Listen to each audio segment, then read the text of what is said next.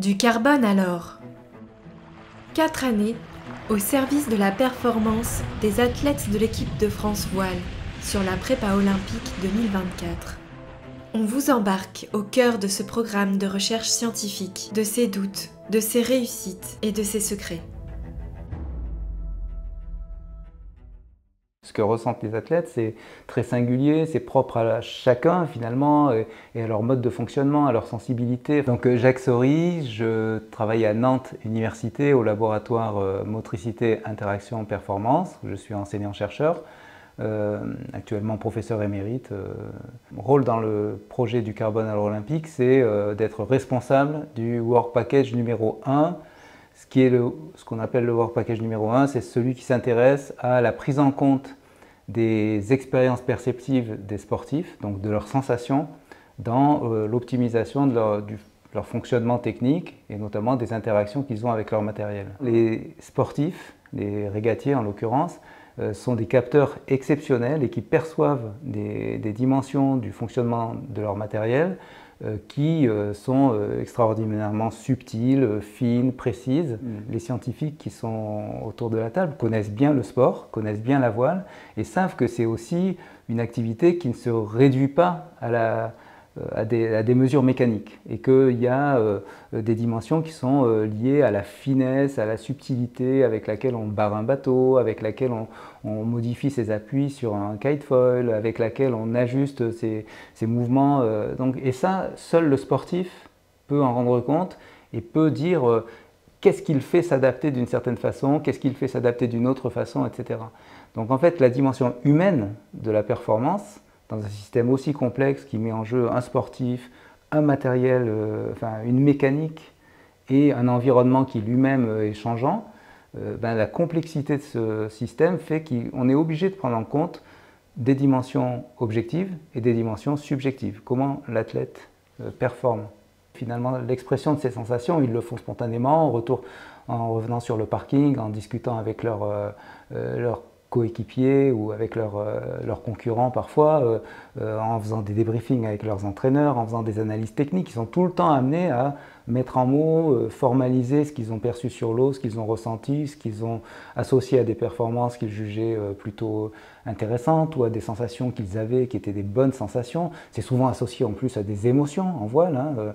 La question qui se pose, c'est comment on intègre ça dans une démarche scientifique. Il faut qu'on arrive à s'entendre précisément sur ce dont on parle, notamment pour permettre aux chercheurs, aux gens qui font de la mécanique par exemple ou de la physique et aux sportifs de parler un peu le même langage. L'idée c'est déjà de trouver une sorte de nomenclature sur laquelle on s'entend pour parler de ce qu'on ressent et d'être sûr qu'on parle bien de la même chose. Les sportifs peuvent utiliser, j'ai utilisé les termes de bateau volage, lourd, mais ils peuvent utiliser le terme de bateau fuyant, le bateau est calé ou pas calé, le bateau est sur un rail. Et tout ça, est-ce que ça veut dire exactement la même chose? Comment s'entendre sur ce que ça signifie pour l'athlète lorsqu'il ressent ça? L'intérêt, c'est d'essayer de mettre en relation des propriétés qu'on mesure sur le matériel avec la manière dont les sportifs le qualifient plus subjectivement. Et dans notre idée, c'était important de rationaliser et de faire une sorte de nomenclature relativement limitée de catégories de langage qui permettrait, dans un deuxième temps, de faire un traitement quantitatif de ces retours d'expérience pour avoir finalement une possibilité de traitement statistique de ces retours d'expérience en relation avec les propriétés mécaniques qu'on mesurait par ailleurs. La méthodologie qu'on a utilisée, elle visait à finalement se donner les conditions qui permettent d'être au plus près de l'action. Il fallait absolument qu'il y ait un lien très fort avec ce qu'il faisait concrètement sur l'eau. Ce lien, on l'a créé en imaginant un dispositif qui consistait à recueillir le plus possible de données sur la pratique elle-même. Donc en fait, concrètement, ça veut dire qu'on les filme en vidéo, qu'eux-mêmes sont équipés de vidéos embarquées. Alors par exemple avec les kites ou avec les planches, c'était des casques avec une GoPro qui filmait grosso modo ce qu'ils pouvaient avoir dans leur champ de vision à chaque instant.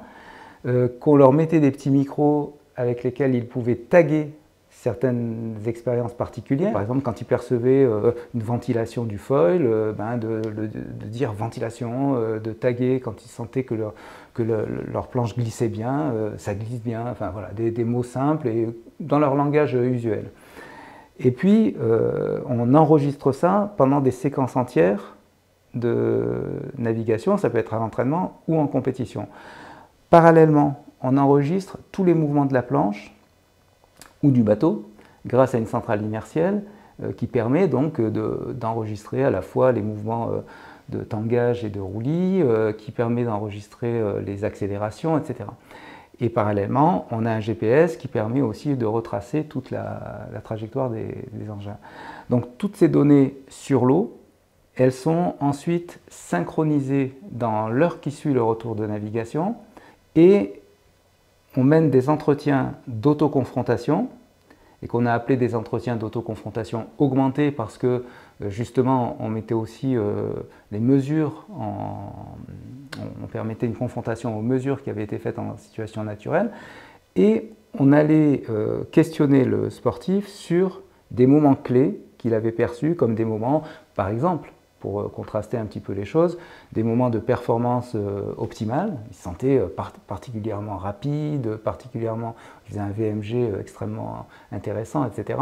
Et des moments de performance moindre, ou des moments où ça coince, où ça bloque, où il y a des problèmes à régler. Bon. Les athlètes ne raisonnent pas d'une manière rationnelle, cumulative, on pourrait dire scientifique même, dans leur choix de matériel.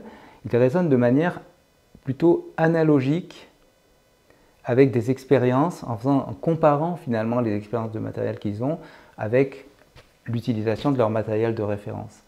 Donc en fait, ils ont un matériel de référence, une sorte de valeur étalon, de valeur un petit peu repère, et ils vont comparer tous les matériels qu'ils testent, ou toutes les expériences qu'ils ont en entraînement par exemple, avec ce qu'ils ressentent avec leur matériel de référence. Donc en fait, c'est toujours surprenant. Et d'ailleurs, c'est quelque chose qu'ont remarqué beaucoup d'entraîneurs avec lesquels j'ai pu travailler dans le cadre de cette PO, en dehors des kites, c'est que parfois les entraîneurs, alors même qu'ils connaissent très bien les sportifs, qu'ils font des dizaines de débriefings avec eux à la suite des entraînements, eh ben, sont très surpris de découvrir certains modes de fonctionnement qui sont révélés par les sportifs quand on fait ces entretiens.